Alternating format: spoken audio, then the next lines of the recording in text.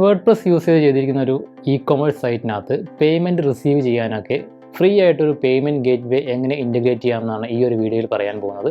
Welcome to one team solutions.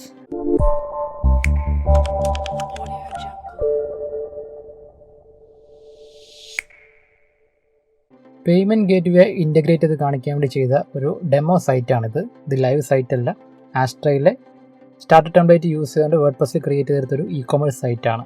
ഇപ്പോൾ ഈ ഒരു സൈറ്റിൽ ഒരു യൂസർ വന്നു കഴിഞ്ഞാൽ ഇവിടെ കുറേ ഡെമോ പ്രൊഡക്ട്സ് ആഡ് ചെയ്തിട്ടുണ്ട്. കേക്കാണ് കുറേ ആഡ് ചെയ്തിരിക്കുന്നത്. ഈ ഒരു പ്രൊഡക്റ്റിൽ ക്ലിക്ക് ചെയ്ത് കഴിഞ്ഞാൽ അതിൻ്റെ ഡീറ്റെയിൽസ് കാണാൻ പറ്റും. അത് ഡയറക്റ്റ് കാർട്ടിലേക്ക് ആഡ് ചെയ്യാനും പറ്റും. ഇനി വ്യൂ കാർട്ട് ക്ലിക്ക് ചെയ്ത് കഴിഞ്ഞാൽ നമ്മൾ ആഡ് ചെയ്ത പ്രൊഡക്റ്റ് അവിടെ കാണിക്കും. പ്രൊസീഡ് ടു ചെക്കൗട്ട് കൊടുത്തു കഴിഞ്ഞാൽ ലാസ്റ്റ് സ്റ്റേജിലെത്തും. എന്നാൽ ഇവിടെ നോക്കിയാൽ കാണാം, ഇവിടെ ഒരു സോറി മെസ്സേജാണ് കാണിക്കുന്നത്. അതായത് നമുക്ക് പേയ്മെൻറ്റ് നടത്താൻ വേണ്ടി നമ്മൾ പേയ്മെൻറ്റ് ഗേറ്റ് വേ ഒന്നും ഇൻ്റഗ്രേറ്റ് ചെയ്തിട്ടില്ല. അപ്പോൾ ഒരു ഇ-കൊമേഴ്സ് സൈറ്റ് നമ്മൾ വേർഡ്പ്രസ്സിലൊക്കെ ചെയ്ത് എടുക്കുക എന്നുണ്ടെങ്കിൽ നമ്മളൊരു പേയ്മെൻറ്റ് ഗേറ്റ് വേ ഇൻ്റഗ്രേറ്റ് ചെയ്താൽ മാത്രമേ ഒരു യൂസറിന് പേയ്മെൻറ്റ് ചെയ്യാനും അത് നമുക്ക് കിട്ടുകയൊക്കെ ചെയ്യത്തുള്ളൂ. അപ്പോൾ അങ്ങനെ ചെയ്യാൻ വേണ്ടി ഒരുപാട് ടൂൾസ് അവൈലബിൾ ആണ്. റേസർ പേ അല്ലെങ്കിൽ ഇൻസ്റ്റാമോജോ എന്നൊക്കെ പറഞ്ഞിട്ട് ധാരാളം ടൂൾസ് ഉണ്ട്. അതിൽ ഇന്ന് കാണിക്കാൻ പോകുന്നത് ഇൻസ്റ്റാമോജോ എന്ന് പറയുന്ന ഒരു പേയ്മെൻറ്റ് ഗേറ്റ് വേ ആണ്.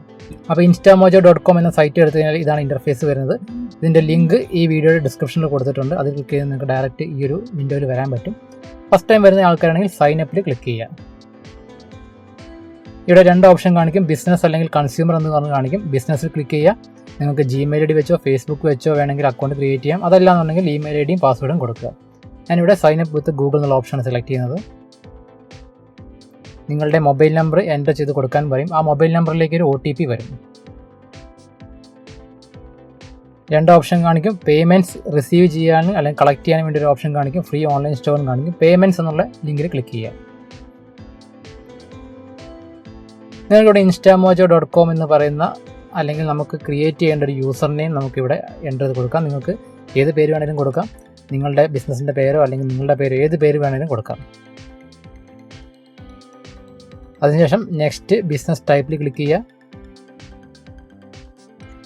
വാട്ട് ടൈപ്പ് ഓഫ് ബിസിനസ് എന്ന് ചോദിക്കും. ഇൻഡിവിജ്വൽ ആണോ രജിസ്റ്റേർഡ് ഓർഗനൈസേഷൻ ആണോ?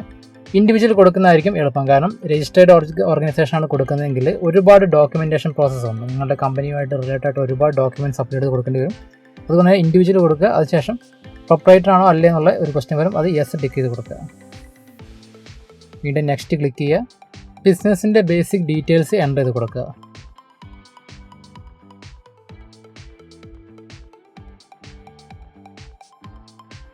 നാലാമത്തെ സ്റ്റേജിൽ നിങ്ങളുടെ പാൻ നമ്പർ, അതുപോലെ പാൻ കാർഡിൽ കൊടുത്തിരിക്കുന്ന പേര്, അഡ്രസ്സ്, സ്റ്റേറ്റ്, പിൻകോഡ്, ഈ ഡീറ്റെയിൽസ് എൻ്റർ ചെയ്ത് കൊടുക്കുക.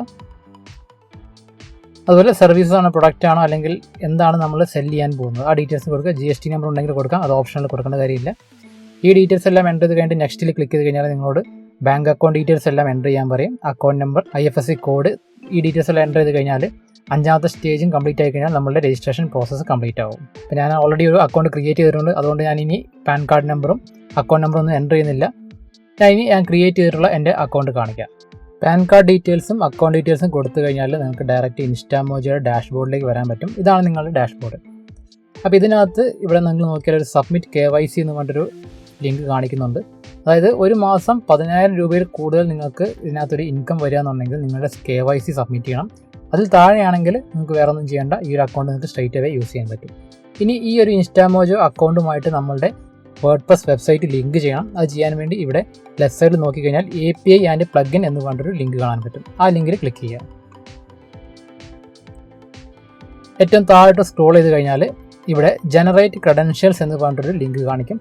അതിൻ്റെ താഴെ ക്രിയേറ്റ് ന്യൂ ക്രെഡൻഷ്യൽ ക്ലിക്ക് ചെയ്യുക. അപ്പോൾ നമ്മളുടെ ഫ്രെയിം വർക്ക് ഏതാണ്, ഏത് പ്ലാറ്റ്ഫോമാണ് യൂസ് ചെയ്തെന്ന് ചോദിക്കും. അതെടുത്ത് നോക്കിക്കഴിഞ്ഞാൽ ഇതിനകത്ത് നിങ്ങളുടെ സൈറ്റ് വേർഡ്പ്രസ് ആണെങ്കിൽ വേർഡ്പ്രസ് കാണിക്കും. ഞാൻ ഓൾറെഡി എൻ്റെ വേർഡ്പ്രസ് സൈറ്റിനകത്ത് കണക്ട് ചെയ്തുകൊണ്ടാണ് അത് കാണിക്കാത്തത്. അല്ലാന്നുണ്ടെങ്കിൽ ഫസ്റ്റ് ഓപ്ഷനായിട്ട് വേർഡ്പ്രസ് കാണിക്കും. അത് സെലക്ട് ചെയ്ത് കൊടുക്കുക. അത് സെലക്ട് ചെയ്തിട്ട് ജനറേറ്റ് ക്രെഡൻഷ്യൽസ് എന്നുള്ള ലിങ്കിൽ ക്ലിക്ക് ചെയ്യുക. അപ്പോൾ തൊട്ട് താഴെയായിട്ട് നിങ്ങൾക്ക് ക്ലയൻറ്റ് IDയും ക്ലയൻറ്റ് സീക്രട്ട് എന്ന് പറഞ്ഞിട്ട് 2 വാല്യൂ കാണിക്കും. ഈ 2 വാല്യൂ നമുക്ക് വേണ്ടതാണ്. ഇതാണ് നമ്മുടെ ഇ-കൊമേഴ്സ് സൈറ്റിന് കണക്ട് ചെയ്യാൻ വേണ്ടി യൂസ് ചെയ്യുന്നത്. ഇനി നമ്മളുടെ ഇ-കൊമേഴ്സ് സൈറ്റിൽ ഇത് കണക്ട് ചെയ്യാൻ വേണ്ടി ചെയ്യേണ്ടത് നേരെ നമ്മളുടെ വേർഡ്പ്രസിൻ്റെ ഡാഷ്ബോർഡിലേക്ക് പോവുക.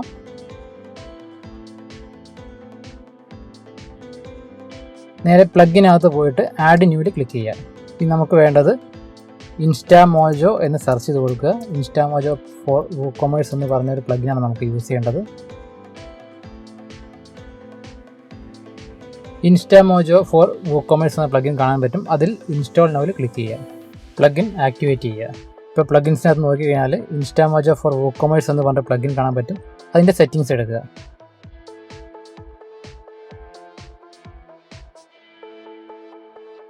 താഴോട്ട് സ്ക്രോൾ ചെയ്യുമ്പോൾ ഇവിടെ ക്ലയൻറ്റ് ഐ ഡിയും ക്ലയൻറ്റ് സീക്രട്ടും കൊടുക്കാൻ പറയും.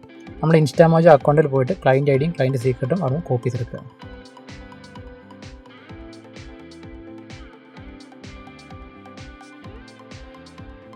സേവ് ചേഞ്ചിൽ ക്ലിക്ക് ചെയ്യുക.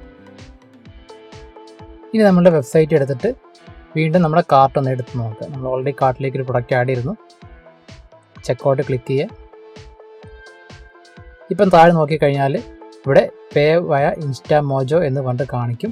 നമ്മൾ പ്ലേസ് ഓർഡർ കൊടുത്തു കഴിഞ്ഞാൽ ഇവിടെ ഡീറ്റെയിൽസ് എല്ലാം എൻ്റർ ചെയ്യാൻ പറയും. ഡീറ്റെയിൽസ് എല്ലാം എൻ്റർ ചെയ്ത് കഴിഞ്ഞാൽ നമുക്ക് പ്ലേസ് ഓർഡർ കൊടുക്കാം.